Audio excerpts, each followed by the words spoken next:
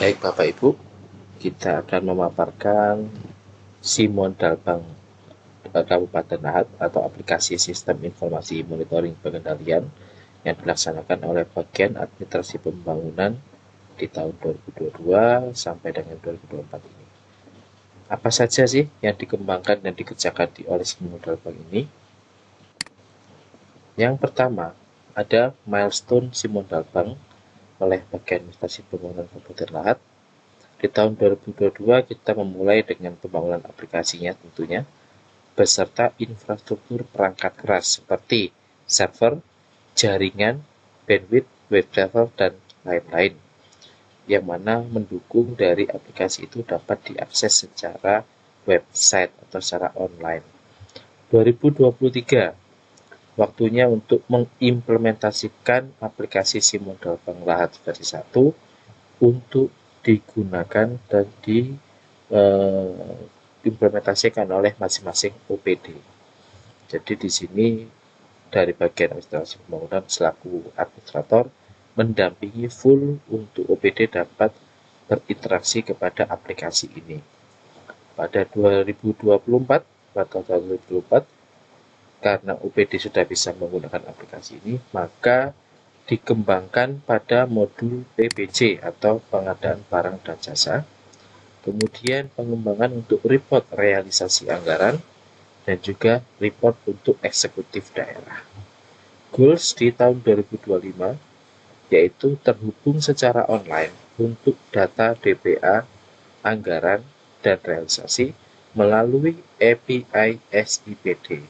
Ini goalsnya di sini supaya OPD yang di tahun 2023 sudah familiar mengentry data anggaran sampai dengan realisasi, maka harapannya 2025 OPD itu hanya berfokus pada report dan modul PPJ saja, karena data sudah disuplai secara online oleh API SIPD.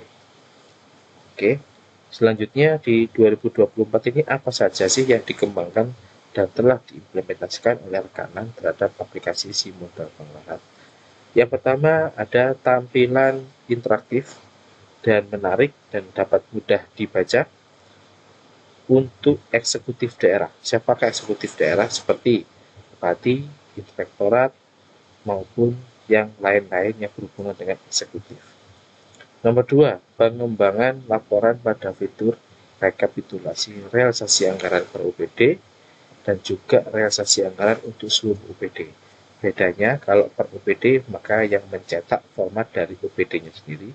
Kalau seluruh OPD nanti format untuk bagian administrasi pembangunan. Nomor 3, pengembangan laporan pada fitur rekapitulasi pengadaan barang dan jasa atau PBJ, yang mana sebelumnya memang ada fitur tapi belum ada reportingnya.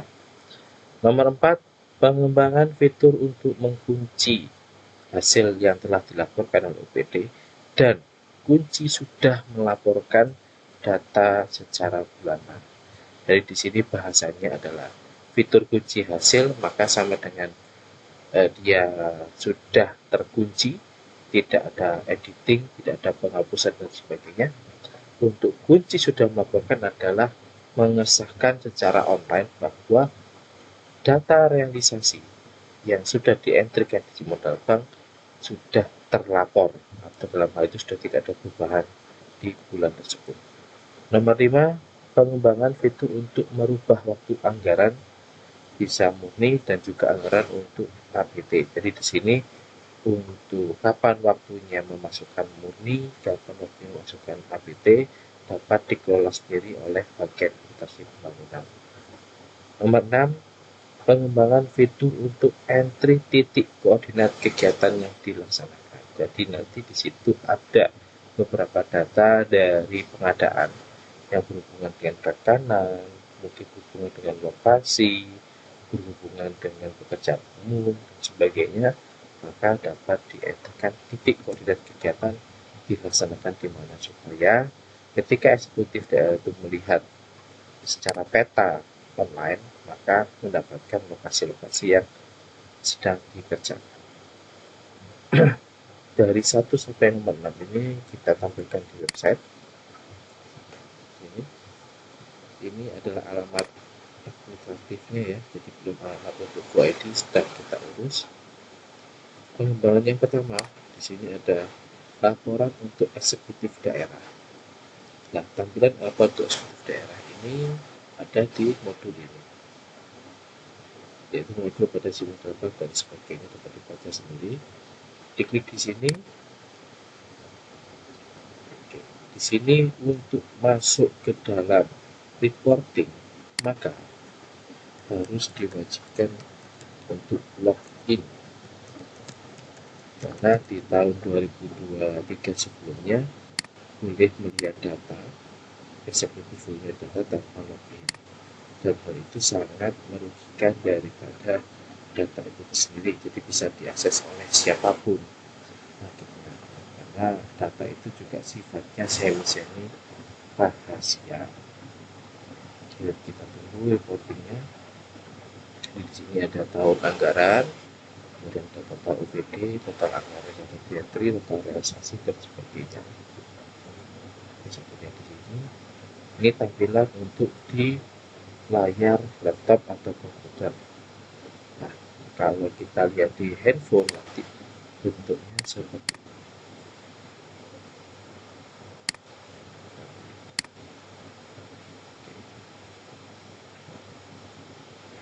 Harapannya adalah ketika nanti UPD itu sudah mengisi data, maka seyogyanya Bapak Ibu eksekutif daerah bisa melihat di sini, misalkan, wah, transaksi bulanan kita Januari ke Februari naik nih, terus ini kok turun terus, Maret Mei di sini naik lagi, Juni turun. Nanti ini kan bisa menjadi sebuah grafik dari UPD ini bagaimana kok bisa realisasinya kecil sekali di Juni dan sebagainya. Itu salah satu yang dikembangkan di tahun 2024 di poin 1. Poin 2, pengembangan laporan pada fitur rekap. Kita lapor dulu, kita ganti rekapnya.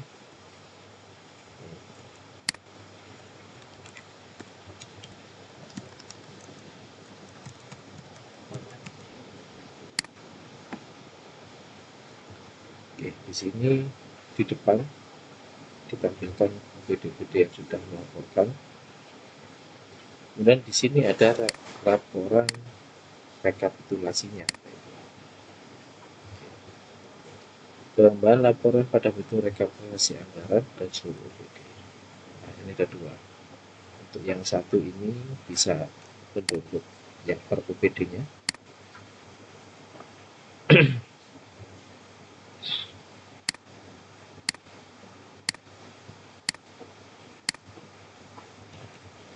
Ini ada fitur 1 dan 2 ya. Ini untuk yang per UPD, ini untuk rekapitulasi seluruh UPD-nya. Kita cari. Di sini ada nama UPD, ada bulannya, dan ini datanya. Tinggal nanti dicetak seperti ini. Klik Ctrl P, kemudian save. Oke, seperti itu. Atau mungkin di sini mau skip juga bisa, klik save. Nanti menjadi sebuah DTPA yang sudah terlaporkan. Kemudian untuk yang seluruh UPD di sini,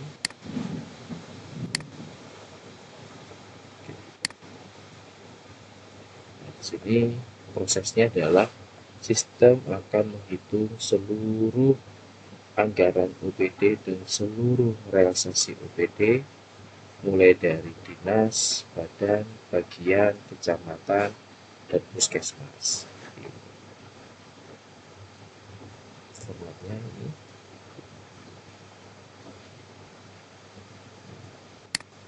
Selanjutnya nanti bisa dicetak. Seperti itu. Oke.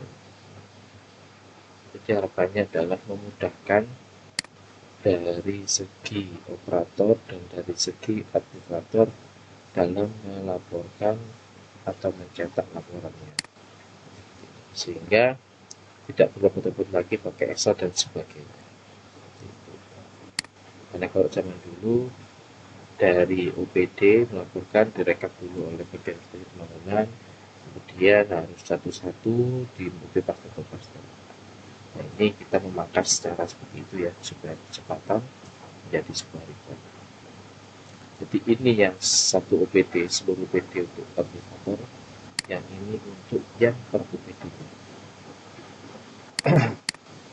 Kemudian nomor 3, pengembangan laporan pada fitur rekapitulasi pengadaan barang dan jasa. Fitur tersebut adalah di sini. Jadi fitur PPC ini dia bersifat otomatis menampilkan data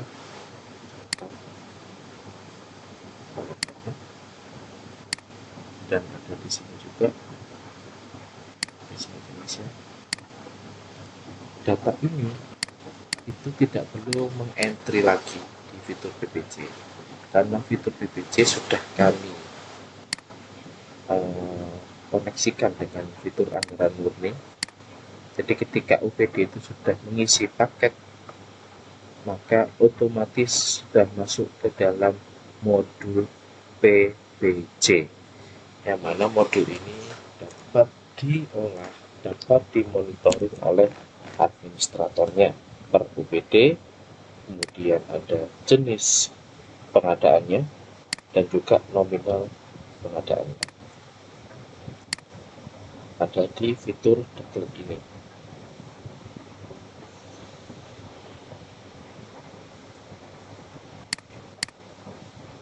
Kita coba cocokkan.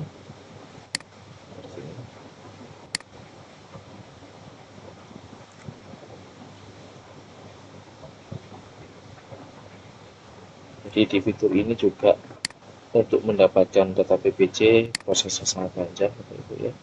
Dan di sini juga kita ada yang dikembangkan apabila dari Pagudana induk program dibandingkan dengan Pagudana kegiatan.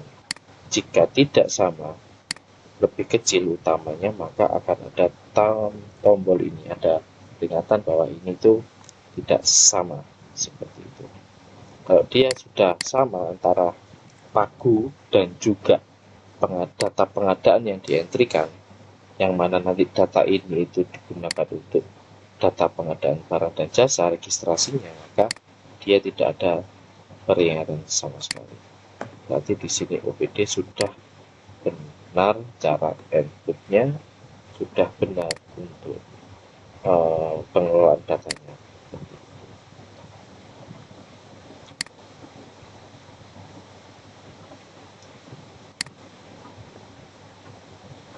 Ini kan tidak cocok ya.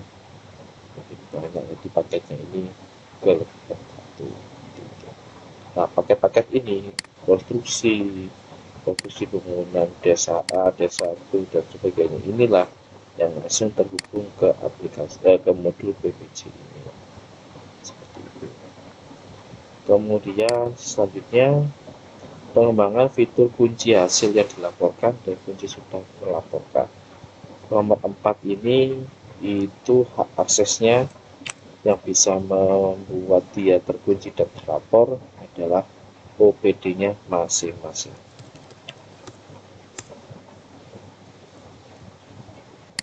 Kita sekarang simulasi login sebagai OPD.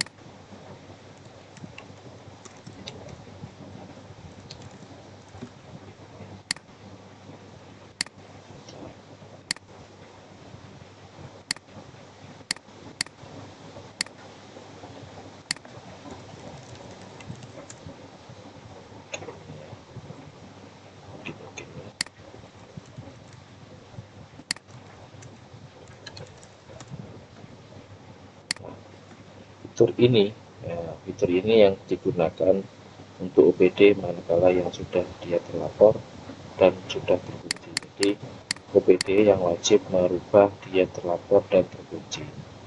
Nanti baru dari administrator yang memvalidasi. Jadi fitur ini yang dikembangkan, karena untuk yang 2023 kemarin dan 2022 belum ada fitur ini, sehingga bulan-bulan yang berjalan itu masih dapat diotak-atik realisasinya oleh UPD supaya terlihat grafiknya naik. Nah, akhirnya kan tidak aktual datanya, apa yang terjadi di SIPD dan apa yang terjadi di semua datang ada selisih realisasinya, hanya untuk OPD bisa menaikkan grafiknya saja. Maka di sini ada status sudah terlapor dan status terkunci, ini secara otomatis akan dinilai oleh aplikasi ketika OPD sudah klik lapor realisasi anggaran. Kuncinya ada di sini. Itu. Ketika cetak dan set lapor. Ketika dia mencetak, maka dia akan dijadikan data itu terkunci, tapi masih bisa diotak-atik. Ketika dia sudah set lapor, maka OPD itu sudah dikatakan bahwa ini data aktual, valid, dan yang dilaporkan ke bagian pembangunan itu. Kemudian pengembangan lagi untuk fitur merubah waktu anggaran, yaitu yang murni dan waktu anggaran APT. Fitur ini digunakan oleh hak akses administrator, yaitu fiturnya ada di sini, ubah mode anggaran. Jadi untuk murni dan perubahan itu dapat diotak-atik atau dapat dikelola oleh administrator bagian pembangunan. Jadi tidak perlu menghubungi rekanan mas untuk kapan ini bisa APT, kapan bisa murni, tolong dibuka dan sebagainya. Itu masih yang kemarin di tahun-tahun yang lalu. Lah sekarang bisa merubah mode-mode sendiri tergantung dari situasi dan kondisi yang ada di pemerintahan kabupaten. Kemudian di sini pengembangan fitur entry titik koordinat. Oke, nomor 6 ini hak aksesnya ada di masing-masing OPD. Saya contohkan satu data anggaran OPD. Ini aja. Oke, ini sudah terbuka ya. Tinggal nanti dari OPD ini mantap. Nah, di sini fiturnya lokasi, titik koordinat, dan peta digitalnya. Jadi sini nanti tinggal menginputkan, ketik nama lokasi, kemudian tekan tab pada keyboard. Jadi kalau tidak tahu titik koordinat, maka bisa menggunakan kata-kata ini. Desa Durian Bangkal, Kecamatan Mular Spikai, kemudian klik tab. Otomatis dia akan mencari titik tengah di desa tersebut. Tapi kalau dia tahu titik koordinat seperti ini yang telah di tagging melalui aplikasi GPS atau mungkin pakai alat GPS, maka tidak perlu lagi menyebutkan lokasi, tapi langsung titik koordinat dan itu lebih tepat. Jadi fitur ini digunakan untuk OPD yang memang tidak mengetahui titik tepatnya, tapi hanya tahu alamatnya. Kalau yang fitur ini digunakan oleh operator OPD ketika mendapatkan data yang sangat rigid dan lengkap dari tim pengadaan sampai dengan titik lokasi. Jadi kita ada dua kondisi.